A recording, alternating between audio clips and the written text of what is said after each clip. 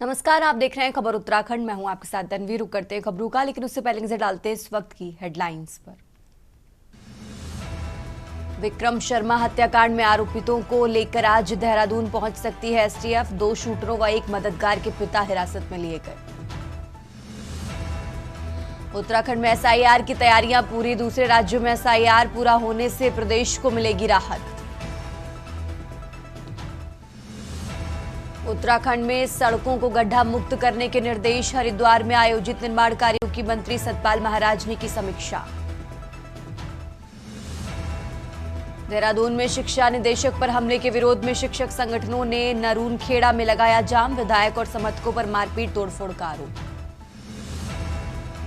हरक सिंह रावत के बयान पर भाजपा का पलटवार। विनोद चमोली ने साल 2027 में फिर भाजपा की जीत का किया दावा। उत्तराखंड में आज मौसम शुष्क रहने की संभावना। पर्वतीय क्षेत्रों में बारिश की संभावना। मौसम विभाग ने जताया अनुमान। आप देख रहे हैं के न्यूज। और अब रुक करते हैं खबरों का। उत्तराखंड राज्य की पंचम विधानसभा के साल 2026 के प्रथम सत्र के दृष्टिगत सुरक्षा एवं अनुषांगिक व्यवस्थाओं की समीक्षा के लिए विधानसभा अध्यक्ष ऋतु भूषण की अध्यक्षता में एक बैठक आयोजित की गई। इस बैठक में संबंधित विभागों के अधिकारी तथा विधानसभा सत्र के दौरान सुरक्षा, यातायात, स्वास्थ्य, संचार एवं अन्य व्यवस्थाओं पर विस्तार से चर्चा की गई। इसी क्रम में विधानसभा अध्यक्ष ऋतु खंडूड़ी भूषण ने बताया कि सत्र के शुरू होने से पहले सिक्योरिटी बैठक की गई है और सत्र सुरक्षित तरीके से पूर्ण हो, इसके लिए बातचीत की गई इस बैठक में।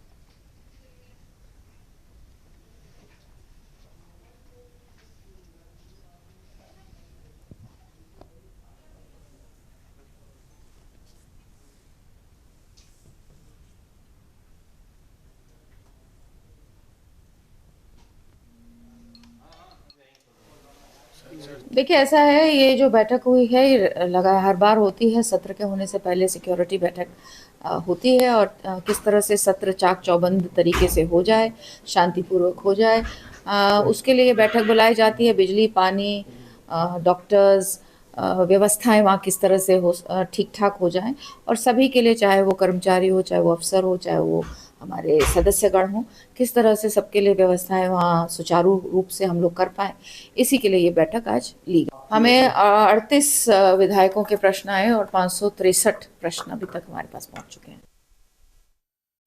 और आगे बढ़ते खबरों में, उत्तराखंड विधानसभा का बजट सत्र इस बार पहाड़ की ग्रीष्मकालीन राजधानी गैरसैंण में होने जा रहा है। सत्र 9 मार्च से शुरू होकर 13 मार्च तक चलेगा। सत्र की अवधि को लेकर विपक्ष ने सवाल भी खड़े किए हैं।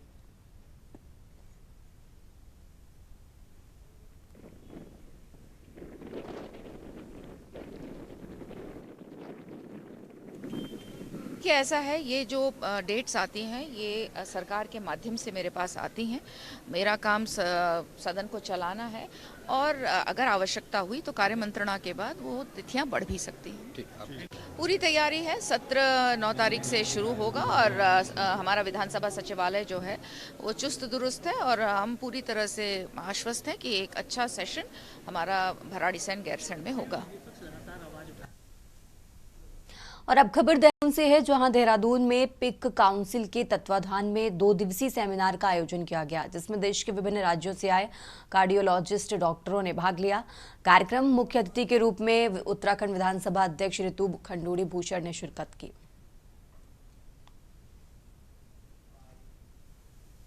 देखिए, ऐसा है, कार्डियोलॉजिकल सोसाइटी ऑफ इंडिया ने अपने एक जो उनका काउंसिल है, पिंक काउंसिल, उसके तत्वाधान में यहाँ पर एक हार्ट डिजीज़ पर, कार्डियोवास्कुलर डिजीज़ पर एक 2 दिन की कॉन्फ्रेंस की है, जिसमें इस बार की जो टॉपिक है वो महिलाओं में जो हार्ट डिजीज़ या कार्डियोवास्कुलर डिजीज़ जो हो रही हैं उनके बारे में जनता तक या महिलाओं तक किस तरह से जानकारी दी जाए, उसके बाद किस तरह से उसका उपचार हो और अवेयरनेस किस तरह से हम महिलाओं के बीच में इसका करें। इसके लिए ये 2 दिवसीय कॉन्फ्रेंस यहाँ पर हुई है और मैं सभी को बधाई देती हूँ। बहुत ही सुंदर कार्यक्रम यहाँ पर हुआ है। और अब खबर गदरपुर से है, जहां तराई केंद्रीय वन प्रभाग के अंतर्गत आने वाले पीपल पड़ाव रेंज से एक बड़ी और विचलित करने वाली खबर सामने आई है। रेंज के तिलपुरी गांव डामंदर क्षेत्र में एक जंगली हाथी का शव संदिग्ध परिस्थितियों में पाया गया। इस घटना के बाद से ही वन विभाग के गलियारों और स्थानीय ग्रामीणों में हड़कंप मचा हुआ है।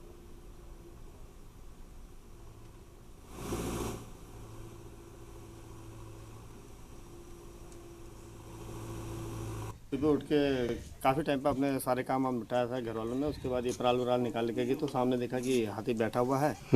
तो थोड़ा सा हल्ला उल्ला किया, अब हाथी है करके हल्ला किया। तो जब उठाने की कोशिश नहीं किया तो फिर इनको आभास हुआ कि मर गया है ये। तो फिर मैंने ही रेंज साहब को, पिरला वालों को फ़ोन किया कि यहाँ पर SSC के तिलपुरी भोपाल सिंह के खेत में ये हाथी मरा हुआ है। हम लोगों को सूचना प्राप्त हुई। हमारे आरक्षित वन क्षेत्र से लगा हुआ ये खेत है, जिसमें एक वयस्क हाथी मृत अवस्था में दिखाई दिया था। डॉक्टर्स की टीम जो है पोस्टमार्टम कर रही है। पोस्टमार्टम की रिपोर्ट आने के बाद ही क्लियर पता चलेगा कि मौत का कारण क्या था। हमारे 3 डॉक्टर, वरिष्ठ पशु चिकित्सक डॉक्टर राहुल सती हैं और 2 डॉक्टर और हैं, तो तीनों की टीम लगी हुई है।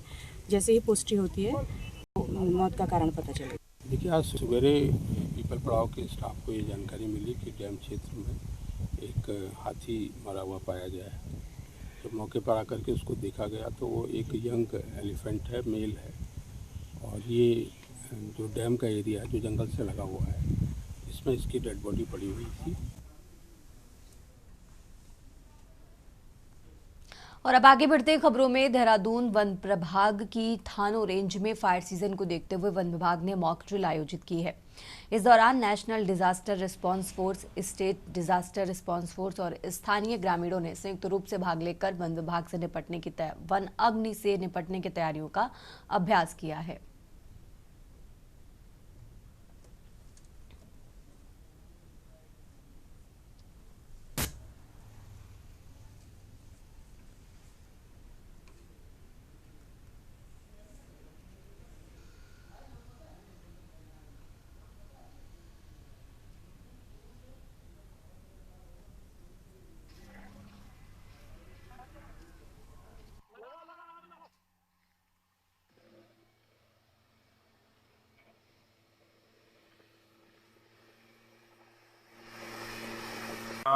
फरवरी से फायर सीजन शुरू हो गया है। थाना रेंज के अंतर्गत 7 पुलिस स्टेशन बनाए गए हैं। सभी कर्मचारी या हमारे उच्च अधिकारी भी जगह जगह गांव में, स्कूलों में, सभी जगह बैठकें ले रहे हैं, गांव वालों से संपर्क कर रहे हैं। पिछले साल थाना रेंज में एक भी फायर की घटना नहीं हुई थी। उससे पहले भी, जबकि थाना रेंज एक सेंसिटिव रेंज है, यहाँ पे 60% फॉरेस्ट हिल है और चीड़ फॉरेस्ट भी है, जिसमें बहुत ज़्यादा आग लगती है। लेकिन थाना रेंज में पूरा स्टाफ काफ़ी अलर्ट रहता है। थाना रेंज में नहीं, देहरादून डिवीजन या अन्य कहीं भी हो, पूरा उत्तराखंड में फॉरेस्ट के स्टाफ काफ़ी अलर्ट रहता है। मेरा ये कहना है कि बिना सावधानता के मतलब फॉरेस्ट फायर पे आग कंट्रोल कर पाना काफ़ी कठिन है।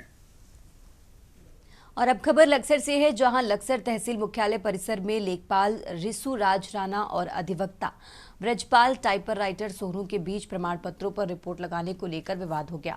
देखते ही देखते इनके बीच पहले हाथापाई, फिर मारपीट हो गई। लेखपाल ने आरोप लगाया कि अधिवक्ताओं ने उसके साथ मारपीट की। वहीं अधिवक्ताओं का कहना है कि लेखपाल द्वारा प्रमाण पत्रों पर रिपोर्ट लगाने के मामले में उनके क्लाइंट को लगातार परेशान किया जा रहा था।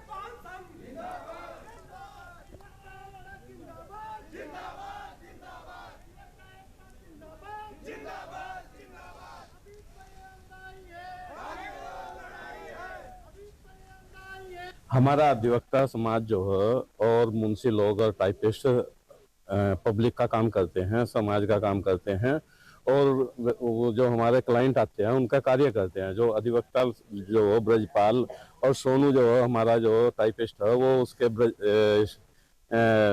लेखपाल के पास काम के लिए गया था। लेखपाल के द्वारा बदतमीजी की गई हमारे अधिवक्ता के साथ, और जो सोनू टाइपिस्ट उसका भी जाति सूचक शब्द कहे गए। ऐसा है, कल हमारे एक साथी अधिवक्ता ब्रजपाल जी और एक हमारे टाइपिस्ट सोनू कुमार जी, सुखेंद्र जी, वो एक लेखपाल जी के पास गए और उनसे किसी काम के लिए कह रहे थे। परंतु क्या है कि लेखपाल इतने क्रोध में था, उन्होंने हमारा जो टाइपिस्ट है उसे जातिसूचक शब्दों का इस्तेमाल किया। उसके गले में जो एक बाबा साहब अम्बेडकर की एक माला थी वो भी तोड़ दी और उसे कहा कि भाई जो आप पे जो कुछ भी होता है वो होना चाहिए। अगर ये लोग विरोध करेंगे तो हम भी इनका बड़े स्तर पर विरोध करेंगे। कल हमारे साथी अधिवक्ता हैं श्री ब्रजपाल जी, वो हल्का लेखपाल है ऋषुराज और रमेश कानून को इनके पास गए थे किसी काम के लिए। हल्का लेने इनसे 5,000 रुपए मांगे। इन्होंने कहा गरीब व्यक्ति है वो पैसे नहीं दे सकता। वो आग बबूला हो गया कि तुम साले पैसे ले लेते हो हमारे नाम के, पैसे नहीं देते हैं हमें और जिसे तो आते क्यों हो। इस पे इन्होंने विरोध किया, सोनू भाई ने विरोध किया, तो भाई को जाति सूचक शब्द कहे और इन दोनों ने इनका पकड़ा, मारपीट की। और अब आगे बढ़ते खबरों में उत्तराखंड क्रांति दल की केंद्रीय महामंत्री किरण रावत ने प्रेस वार्ता का आयोजन किया। इस दौरान उन्होंने सरकार को घेरते हुए कहा कि निदेशक प्रकाश चंद्र ध्यानी की नियुक्ति उच्च न्यायालय ने रद्द कर दी है और सरकार को अंतरिम व्यवस्था करने का निर्देश दिया। न्यायालय ने आनंद बलूनी, राजीव गुप्ता और प्रवीण टंडन द्वारा दायर याचिका पारित आदेश पिटकुल के प्रबंध निदेशक की नियुक्ति को अवैध मानते हुए नियुक्ति अधिनियम के नियम 19A और 19A(4) का उल्लंघन मानते हुए सरकार को दोषी करार दिया है। एक प्रेस कॉन्फ्रेंस की जा रही है, इसमें आप देख रहे होंगे अखबारों में आजकल पिटकुल का बहुत नाम सामने आ रहा है। पिटकुल के जो प्रबंध निदेशक हैं ध्यानी जी, वो काफी चर्चा में बने हुए हैं। तो आज की हमारी ये प्रेस वार्ता उसी संबंध में है। थोड़ा सा हम आपको अवगत करा दें कि जो हमारे प्रबंध निदेशक महोदय हैं, वर्ष 2015 की हम बात करते हैं। 3 नवंबर 2015 को योगेंद्र सिंह राठी जो चेयरमैन भारत मीडिया ट्रस्ट के, तो उन्होंने जो है पूरे भारत सरकार से लेकर राष्ट्रपति, राज्यपाल से लेकर उन्होंने एक प्रार्थना पत्र दिया था, जिसमें उन्होंने कहा था कि जो हमारे पीसी ध्यानी जी हैं, एचआर वो उस समय मानव संसाधन के थे, एचआर रहते हुए भी वो अपनी एलएलबी की उस समय एलएलबी कर रहे, जबकि एचआर रहने के लिए एलएलबी की डिग्री जो अति आवश्यक थी, लेकिन बिना डिग्री के और सर्विस में रहते हुए वो उस समय एलएलबी कर रहे। फिलहाल यहाँ रुकते एक छोटे से ब्रेक के लिए। आप देख रहे हैं के न्यूज, खबरों का सारथी। ब्रेक से वापस आ चुके हैं, रुक करते हैं खबरों का। उत्तराखंड के गैरसैंण चमोली स्थित भराड़ीसैंण में आगामी 9 से 13 मार्च तक बजट सत्र आहूत किया गया है। 11 मार्च को बजट पर पेश किया जाएगा। वहीं बजट सत्र से पहले विधानसभा भवन के चयन को लेकर विवाद गहरा गया है। गैरसैंण विधानसभा स्थल के चयन पर अब एक नई बहस छिड़ चुकी है। उत्तराखंड में बजट सत्र से पहले गैरसैंण स्थित विधानसभा के अस्तित्व पर सवाल उठने लगे हैं। हालात ये है कि गैरसैंण विधानसभा स्थल के चयन पर बहस शुरू हो गई है। इसकी शुरुआत बीजेपी विधायक दिलीप रावत ने की है। उनका कहना है कि गैरसैंण में बनाया गया विधानसभा भवन सही जगह पर नहीं बनाया गया है और यहां सत्र के दौरान रहना बेहद मुश्किल है। दरअसल लैंसडाउन से बीजेपी विधायक महंत दिलीप रावत ने सत्र से पहले आरोप लगाया है कि गैरसैंण की भराड़ीसैंण में विधानसभा भवन बनाने से पहले सही स्थल का चयन नहीं किया गया। खास बात यह है कि दिलीप रावत इसके पीछे कई तर्क भी देते हैं, जिसके कारण वह भराड़ीसैंण में विधानसभा के लिए इस जगह को सही नहीं मानते। वहीं विपक्ष भाजपा विधायक के बयान पर तंज कसता भी नजर आ रहा है और प्रदेश भाजपा सफाई देती है। इस बार बहस इस बात को लेकर है कि क्या वाकई विधानसभा भवन का निर्माण सही चयन के साथ हुआ है या फिर सत्र में शामिल होने वाले राजनेता और कर्मचारी पहाड़ चढ़ना ही नहीं चाहते। निश्चित रूप से मैं पहले भी कहते आया हूं कि सब लोगों के दिमाग में ये बात है कि गैरसैंण में विधानसभा बन रही है, लेकिन बनाई गई वो भराड़ीसैंण में। और आप तात्कालिक वहाँ जाके देखोगे तो आपको वहाँ पर ऑक्सीजन की कमी मिलेगी, वहाँ पर आपको बार बार बर्फबारी होती हुई दिखेगी। तो मैं समझता हूँ कि ढंग से परीक्षण नहीं करने के कारण वो गलत जगह चयन किया गया है। लेकिन अगर चयन किया गया है तो उसमें वहाँ पर ढांचागत भी व्यवस्थाएं होनी चाहिए। अभी कर्मचारियों के लिए वहाँ पूरी व्यवस्थाएं नहीं है और जब ये विधानसभा बनी थी तब भी व्यवस्था कर लेनी चाहिए थी, लेकिन नहीं करी गई। वहाँ पर एक तो जो है खाने की दिक्कत हो जाती है, क्योंकि वहाँ पर न पानी की सुविधा रहती है न वो रहती है, आप भीड़ भाड़ वहाँ खूब हो जाती है और हर ठंड भी रहती है। हमारे कार्मिकों का ठंड का जो है व्यवस्था रहती है, रहने की उचित व्यवस्था नहीं हो पाती है। कर्मचारियों का भी एक मानना है कि विधानसभा सर्वोपरि होती है। विधानसभा में हमारे कई संकल्प पारित होते हैं, वो सुचारू रूप से चलें और वहाँ पर सीमित संख्या ही रखी जाए, जिसके कारण जो है अव्यवस्थाओं से भी बचा जा सके और विधानसभा भी सुचारू रूप से चल सके। नहीं देखिए, क्योंकि एक जनप्रतिनिधि हैं, वो अपनी बात को रख सकते हैं। उन्होंने ऐसा नहीं कहा कि वहां पर कोई परेशानी या ऐसी दिक्कतें होती हैं। हो सकता है किसी को वहां पर स्वास्थ्य की प्रॉब्लम हो, ऑक्सीजन ना मिलती हो, ये एक अलग बात है। लेकिन हमारा उत्तराखंड है और देवों की भूमि है। इस उत्तराखंड को लेने के लिए हमारी मातृशक्ति ने और युवाओं ने अपना बलिदान देने का काम किया है। और हमारा जो ग्रीष्मकालीन वहां सत्र चलता है, मुझे लगता है किसी को कोई दिक्कत नहीं है। कोई भी जनप्रतिनिधि इसमें कोई ऐतराज नहीं जताता है। देखिए, उत्तराखंड विधानसभा का गैरसैंण सत्र जिस दिन घोषणा हुई थी, उस दिन मैंने एक बात आपसे कही थी, आपके माध्यम से माननीय मुख्यमंत्री जी से मैंने कहा था कि आप गैरसैंण जा रहे हैं तो बढ़िया वाली रजाई, बढ़िया वाले गद्दे, गर्म कपड़े, हीटर, ये सब लोग लेकर के जाएं जिससे विधायकों को ठंड न लगे। अब माननीय लैंसडाउन के विधायक दिलीप रावत जी का वक्तव्य आया, भराड़ीसैंण में उन्होंने कहा कि ऑक्सीजन की भी कमी है। ठंडा तो है ही है, लेकिन वहां ठंड के साथ साथ ऑक्सीजन की भी कमी है। गैरसैंण में विधानसभा सत्र के इतिहास की बात करें तो 9 से 11 जून 2014 तक गैरसैंण में टेंट में विधानसभा विशेष सत्र आहूत हुआ था। 2 से 3 नवंबर 2015 तक गैरसैंण में टेंट में विधानसभा सत्र आहूत हुआ था।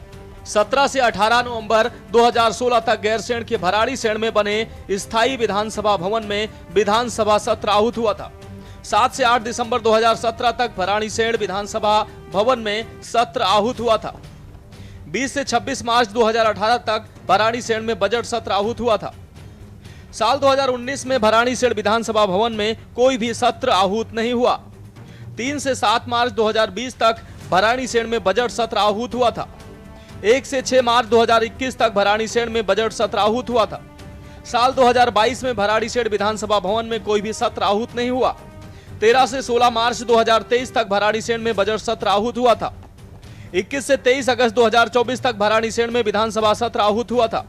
19 से 20 अगस्त 2025 तक भराड़ीसैंण में विधानसभा सत्र आहूत हुआ था। अब गैरसैंण में विधानसभा भवन को गलत स्थान पर बनाने से ऑक्सीजन की कमी, अत्यधिक ठंड और अव्यवस्थाओं की दिक्कतों का मुद्दा उठ चुका है। लेकिन इसके साथ ही कांग्रेस सहित अन्य दल गैरसैंण में कम समय तक की अवधि में सत्र के आयोजन का भी विरोध कर रहे हैं। आरोप है कि कम अवधि के चलते जनता के मुद्दे चर्चा में नहीं आ पाते, जिसके लिए सरकार को कम से कम 1 महीने की अवधि रखनी चाहिए। वहीं भाजपा विधायक चमोली ने कांग्रेस पर तंज कसते हुए कहा कि अवधि विषयों के हिसाब से कार्य मतगणना की बैठक में बढ़ाई या घटाई जा सकती है। अगर कांग्रेस चाहे तो वह सत्र के बाद भी वहीं रहकर काम कर ले, हमें कोई आपत्ति नहीं।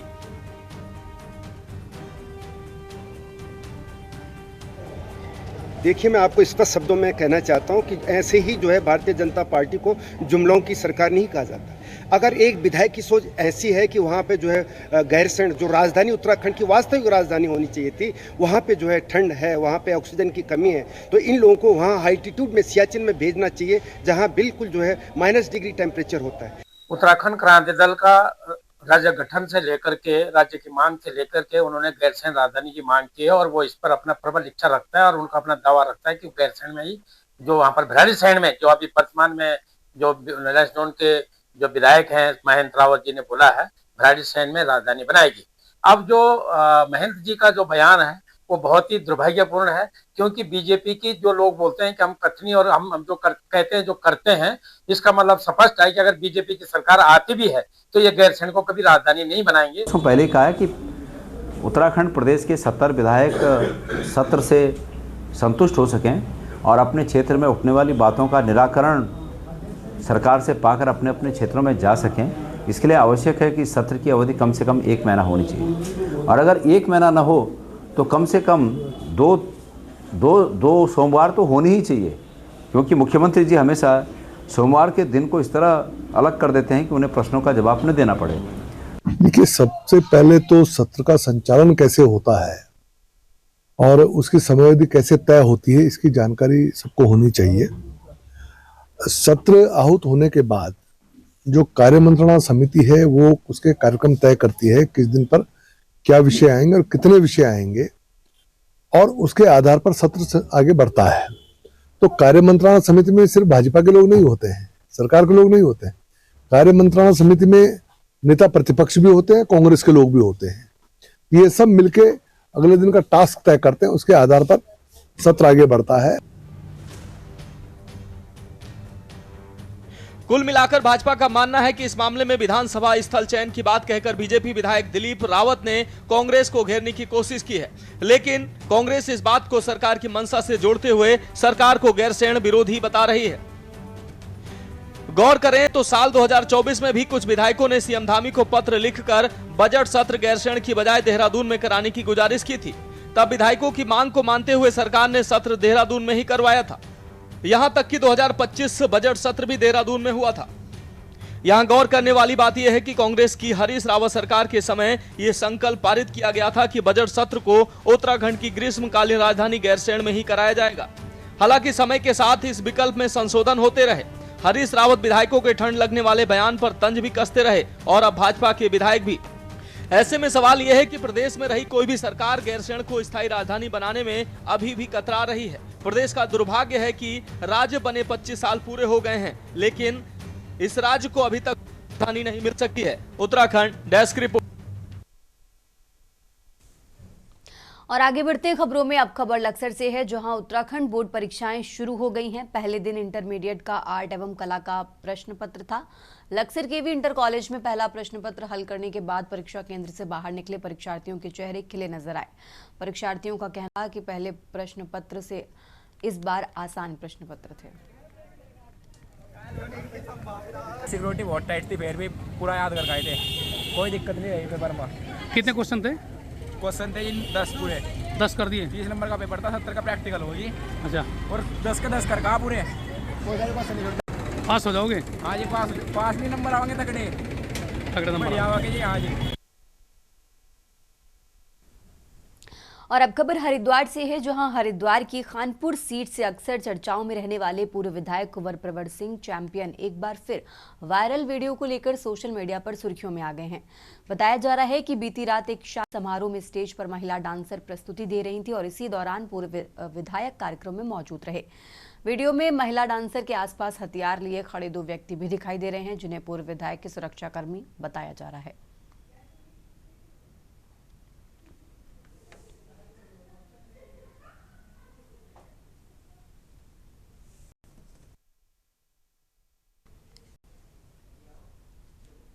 और अब खबर नई दिल्ली से है। नई दिल्ली के भारत मंडपम में इंडिया एआई इम्पैक्ट समिट के दौरान यूथ कांग्रेस के कार्यकर्ताओं द्वारा सुरक्षा घेरे को तोड़कर समिट में अंदर घुसने के बाद शर्ट उतारकर नारेबाजी व प्रदर्शन करने के विरोध में नैनीताल के पंत पार्क में भाजपा कार्यकर्ताओं ने राहुल गांधी का पुतला फूका। भाजपा मंडल अध्यक्ष नितिन कार्की ने कहा कि भारत में चल रहे अंतर्राष्ट्रीय एआई समिट 2026 में भारत दुनिया के सामने अपनी प्रतिभा बिखेर रहा है। वहीं दूसरी ओर कांग्रेस राहुल गांधी के नेतृत्व में पाकिस्तानी एजेंट के रूप में काम कर भारत की छवि को धूमिल करने की कोशिश कर रही है।